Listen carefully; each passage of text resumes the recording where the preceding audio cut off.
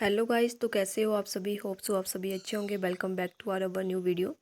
तो आज का जो हमारा टॉपिक है वो है मॉडर्न बैंकिंग, यानी कि भारत में आधुनिक बैंकिंग के ऊपर हम बात करेंगे। तो चलिए स्टार्ट करते हैं आज की हमारी वीडियो। प्राचीन और प्रारंभिक उपनिवेश काल में अगर हम देखें तो भारत में अंग्रेज़ों के आने से पहले यहाँ पर पारंपरिक बैंकिंग प्रणाली मौजूद थी, जैसे सट्टा, हुंडी और स्थानीय साहूकार। औपचारिक बैंकिंग संस्थान बहुत कम थे और लोग आमतौर पर व्यक्तिगत रूप से कर्ज लेते और देते थे। भारत में आधुनिक बैंकिंग प्रणाली का प्रारंभ औपनिवेशिक काल में हुआ, जब ब्रिटिश ईस्ट इंडिया कंपनी ने व्यापारिक और प्रशासनिक आवश्यकताओं की पूर्ति हेतु संगठित वित्तीय संस्थाओं की आवश्यकता अनुभव की। इस काल में भारत में बैंकिंग प्रणाली का विकास मुख्यतः ब्रिटिश उपनिवेशवाद के आर्थिक हितों की पूर्ति के लिए हुआ, परंतु इसी काल ने जो है आधुनिक बैंकिंग का आधार भी तैयार किया। ईस्ट इंडिया कंपनी और बैंकिंग की आवश्यकता। ब्रिटिश ईस्ट इंडिया कंपनी ने भारत में अपने व्यापारिक साम्राज्य का विस्तार किया।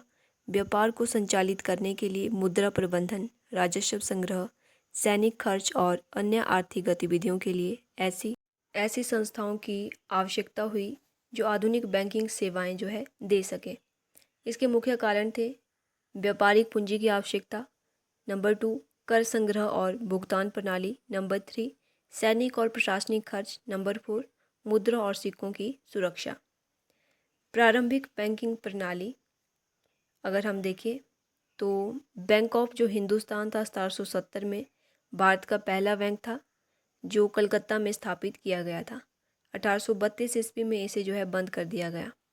प्रेसिडेंसी काल के बैंकों के अगर हम देखें तो बैंक ऑफ बंगाल जो कि 1806 में बना, bank of Bombay 1840, bank of Madras 1843। इन बैंकों का उद्देश्य ब्रिटिश व्यापारिक हितों की सेवा करना। ये बैंक बाद में 1921 में मिलकर जो है इंपीरियल बैंक ऑफ इंडिया बने। नेक्स्ट है हमारे पास इंपीरियल बैंक ऑफ इंडिया 1921।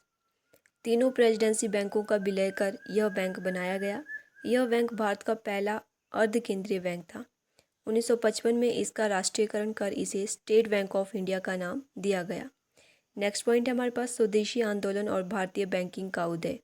1905 की स्वदेशी आंदोलन ने भारतीय उद्यमियों को प्रेरित किया कि वे अंग्रेजी बैंकों के विकल्प खड़े करें। इस कारण अनेक भारतीयों द्वारा संचालित बैंक अस्तित्व में आए। प्रमुख स्वदेशी बैंक हमारे पास Punjab National Bank 1894, Central Bank of India 1911, Bank of Baroda 1908, Canara Bank 1906, Indian Bank 1907। Next है हमारे पास औपनिवेशिक काल में बैंकिंग की विशेषताएं। सबसे पहले विशेषता तो यह है कि सीमित पहुंच थी इसकी। अधिकांश बैंक शहरी क्षेत्रों तक सीमित थे। ग्रामीण भारत अब भी महाजनों और साहूकारों पर निर्भर रहा। नेक्स्ट जो इसकी विशेषता है वह है असमान वित्तीय दृष्टिकोण। अंग्रेजों के लिए अनुकूल नियम और सेवाएं। भारतीय किसानों और कारीगरों को बैंकिंग सेवा नहीं मिलती थी। नेक्स्ट है अनियमित नियंत्रण। कोई सेंट्रल बैंक नहीं था जो समस्त बैंकिंग प्रणाली की निगरानी करे। नेक्स्ट है मुद्रा प्रबंधन में अव्यवस्था। विभिन्न क्षेत्रों में विभिन्न प्रकार के सिक्के और विनिमय प्रणाली। ब्रिटिश शासन के बावजूद एकीकृत वित्तीय ढांचा नहीं था। उसके बाद हम देखते हैं भारतीय रिजर्व बैंक की स्थापना 1935। ब्रिटिश सरकार ने हिल्टन यंग आयोग 1926 की सिफारिश पर भारतीय रिजर्व बैंक की स्थापना की। इसका कारण था मुद्रा निर्गम करना, बैंकिंग प्रणाली में नियंत्रण करना, सरकार का बैंकर बनना। हालांकि 1949 में जो रिजर्व बैंक ऑफ इंडिया है, आरबीआई है, उसका राष्ट्रीयकरण हुआ, पर इसकी नींव औपनिवेशिक काल में ही रखी गई थी। अब हम बात करेंगे औपनिवेशिक बैंकिंग के प्रभावों की। तो इसके सकारात्मक प्रभाव भी पड़े और नकारात्मक प्रभाव भी पड़े। सकारात्मक प्रभावों में हम देखते हैं कि आधुनिक बैंकिंग प्रणाली का बीजारोपण हुआ, औपचारिक बैंकिंग की शुरुआत हुई, भारतीय बैंकों की स्थापना की प्रेरणा मिली। और नकारात्मक प्रभावों में प्रणाली पर ब्रिटिश वर्चस्व स्थापित हुआ, ग्रामीण और कमज़ोर वर्ग की उपेक्षा हुई, भारतीयों की बैंकिंग में सीमित भूमिका थी। उदारीकरण और आधुनिक बैंकिंग 1990 के बाद 1991 में आर्थिक उदारीकरण के बाद निजी और विदेशी बैंक भारतीय बैंकिंग क्षेत्र में आए, जैसे HDFC बैंक, ICICI बैंक आदि। बैंकिंग में तकनीक का इस्तेमाल बढ़ा, डिजिटल बैंकिंग, मोबाइल पेमेंट्स और फिनटेक का विकास हुआ। इससे बैंकिंग ज़्यादा तेज़, आसान और सुलभ हुई।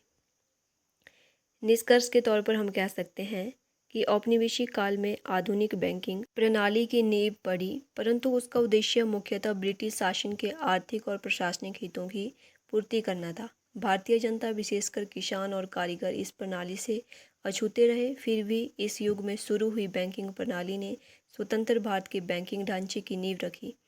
भारतीयों द्वारा स्थापित स्वदेशी बैंकों ने बाद में भारत की आर्थिक आत्मनिर्भरता की दिशा में महत्वपूर्ण भूमिका निभाई। तो गाइस, ये थी आज की हमारी video.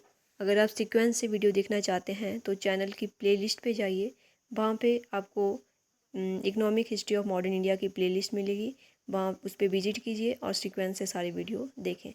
Thanks for watching. Thank you so much.